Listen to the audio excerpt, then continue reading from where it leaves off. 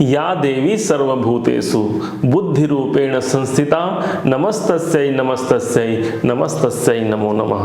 नमस्कार, मैं कृष्णकांत चतुर्वेदी आप सबका अपने YouTube चैनल में बहुत बहुत स्वागत करता हूं। आज हम बात करने वाले हैं बसंत पंचमी के शुभ पर्व का। जी हाँ, यह बसंत पंचमी का शुभ पर्व माँ सरस्वती की पूजा को समर्पित होता है। इस बार बसंत पंचमी की पूजा को लेकर के दो भ्रांतियां सामने आई हैं, 25 जनवरी या 26 जनवरी को। वास्तव में देखा जाए तो 25 जनवरी के दिन यह बसंत पंचमी का शुभ जो पंचमी तिथि होती है, यह 25 जनवरी को ही दोपहर 12:34 से प्रारंभ हो जा रही है। परंतु शास्त्रों का मत है कि पंचमी तिथि जिस दिन सूर्योदय कालीन हो उस दिन यह पूजा बसंत पंचमी की करनी चाहिए, अर्थात 26 जनवरी के दिन ही माँ सरस्वती की आराधना के लिए बसंत पंचमी की पूजा सर्वाधिक उपयुक्त समय होगा। 26 जनवरी को ही गणतंत्र दिवस भी मनाया जाएगा। यह दोनों का संयोग अपने आप में एक बहुत अच्छा सुफल देने वाला, इस देश में शांति व्याप्त करने वाला और सर्वदा समृद्धि को देने वाला यह योग बनेगा। वास्तव में माघ शुक्ल पंचमी जिस दिन पड़ता है, जिस वर्ष भी, उसी दिन माँ सरस्वती की पूजा की जाती है। माँ सरस्वती ज्ञान की अधिष्ठात्री देवी हैं। यदि मनुष्य के पास सब कुछ हो लेकिन उसके पास यदि ज्ञान न हो तो उस धन संपदा, उस बुद्धि का भी क्या करना। अर्थात ज्ञान तो होना आवश्यक ही है और इस ज्ञान को निरंतर प्रगति मार्ग पर अग्रसर करना ही उस माँ सरस्वती की आराधना का एकमात्र लक्ष्य है। हम सब एकत्र होकर के उसी माँ सरस्वती की कृपा से ही हम ज्ञान प्राप्त करते हैं और जब हम ज्ञान प्राप्त कर लेते हैं तभी इस संसार में हर एक व्यक्ति यदि ज्ञानी हो जाए तभी इस संसार को हम एक श्रेष्ठतम उच्च स्थान तक ले जा पाएंगे। अब आपको बताते हैं इसकी पूजन का कैसे करना है, इसकी पूजन और क्या प्रक्रिया है इनकी पूजन की। माँ सरस्वती की पूजन के लिए बसंत पंचमी के दिन एक सपाट सादे एक पीढ़े पर अथवा एक चौकी पर सफ़ेद अथवा पीले वस्त्र को बिछा दें और उस पर माँ सरस्वती की फोटो स्थापना करें।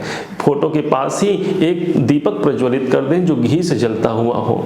वहाँ बैठ करके माँ की पूजा करें। सिंदूर गुलाल, सबसे पहले तो जल से स्नान कराएं, क्योंकि शास्त्रों में तो षोडशोपचार पूजा कहा गया है। षोडशोपचार पूजा अर्थात 16 प्रकार से पूजा। परंतु यदि आप घर में करते हैं और आपके पास कोई साधन नहीं है तो माँ को आप सिर्फ पंचोपचार पूजन ही कर सकते हैं। उस पंचोपचार पूजन में स्नान, धूप, दीप, गंध और पुष्प, अगरबत्ती, दिया इत्यादि जलाकर माँ के गुणगान करने चाहिए। उनके सुंदर मंत्रों का जाप करना चाहिए। आप कोई मंत्र लेकर के माँ की पूजा कर सकते हैं। इस दिन जो मंद बुद्धि विद्यार्थी हैं अथवा जिनके अनेक प्रयास करने पर भी उन्हें शिक्षा में सफलता नहीं मिल रही है, जो कोई कंपटीशन एग्जाम देने जा रहे हैं, उन्हें भी चाहिए कि यह माँ सरस्वती की पूजा करें। और उनकी पूजा के लिए एक उपयुक्त मंत्र है जो मैंने भी किया था अपने जीवन में और मुझे माँ सरस्वती की कृपा से ये भी ज्ञान प्राप्त हुआ था।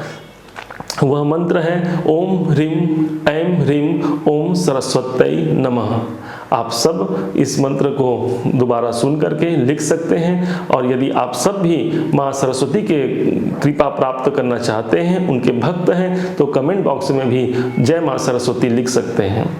अब जो बच्चे मंद बुद्धि हैं और बहुत से लोग ऐसे होते हैं जो बहुत मानसिक प्रताड़ित होते हैं, उनके मन में अनेक समस्याएं बनी हुई रहती हैं, डिप्रेशन के शिकार हो जाते हैं, ऐसे लोगों को भी माँ सरस्वती की पूजा करनी चाहिए। इस दिन मोर का पंख माँ सरस्वती में अर्पण करना बड़ा ही शुभ माना गया है।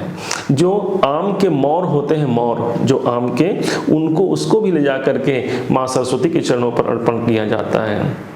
इस दिन माँ को सुंदर खीर का भोग लगाया जाता है और इन सब भोग को लगाने के पश्चात आप माँ की आरती उतारें और आरती उतारने के पश्चात अपनी मनोकामना माँ से कहें कि हे माँ सरस्वती, आप तो ज्ञान की देवी हैं और मेरे पास माँ ज्ञान का अभाव है। इसलिए हे मातेश्वरी, आप मेरे ऊपर ज्ञान और बुद्धि का संचार कर दीजिए। हे सारे जगत को ज्ञान देने वाली माँ, मेरे ऊपर भी कृपा कीजिए। जब उन मातेश्वरी की कृपा आप पर हो जाती है तो आप देखिए कि निरंतर कैसे आप वृद्धि को प्राप्त करते हैं, क्योंकि वही माँ जगदम्बा की 3 स्वरूपा है, महाकाली, महालक्ष्मी और महासरस्वती, और सरस्वती की उपासना उस जगदम्बा की ही उपासना है। एक परम और श्रेष्ठ उपाय है जो बालक मन बुद्धि हैं, जिनके परीक्षा में सफलता नहीं मिल रही है, लाख प्रयास करने पर भी माँ बाप उन्हें सफल नहीं देख पा रहे हैं, उन्हें बसंत पंचमी के दिन यह कार्य करना है। उस दिन करना क्या है, एक चंदन की लकड़ी ले लें, पतली सी चंदन की लकड़ी ले लें, और मधुरस जो होगा, मधुरस में उस चंदन की लकड़ी से बालक अथवा बालिका के जिह्वा में, अंदर जिह्वा में ऐम शब्द का उच्चारण करें। ए की मात्रा और अंग की बिंदु, ऐम। जब यह शब्द बच्चे के जिह्वा में जब लिखेंगे और उस जो मधुरस से लिखेंगे तो बच्चा उसे बाद में अंदर निकल जाए। यह जो है महा तेजस्वी उपाय बताया गया है, जो सिर्फ और सिर्फ बसंत पंचमी के दिन ही हो सकता है। इसलिए आप सब इस अपने अपने बच्चों को, पड़ोसी के बच्चों को, रिश्तेदारों के बच्चों को, जिसके जीवन में आप चाहते हैं कि उसकी बुद्धि प्रखर हो और वाणी जो है वह अच्छी हो, तो इसके लिए आप यह उपाय जरूर करें। इस वीडियो को अधिक से अधिक शेयर करेंगे और आप सबके जीवन में माँ सरस्वती जो है कृपा दृष्टि बनाए रहें। इसी मंगल कामना के साथ जय माँ सरस्वती।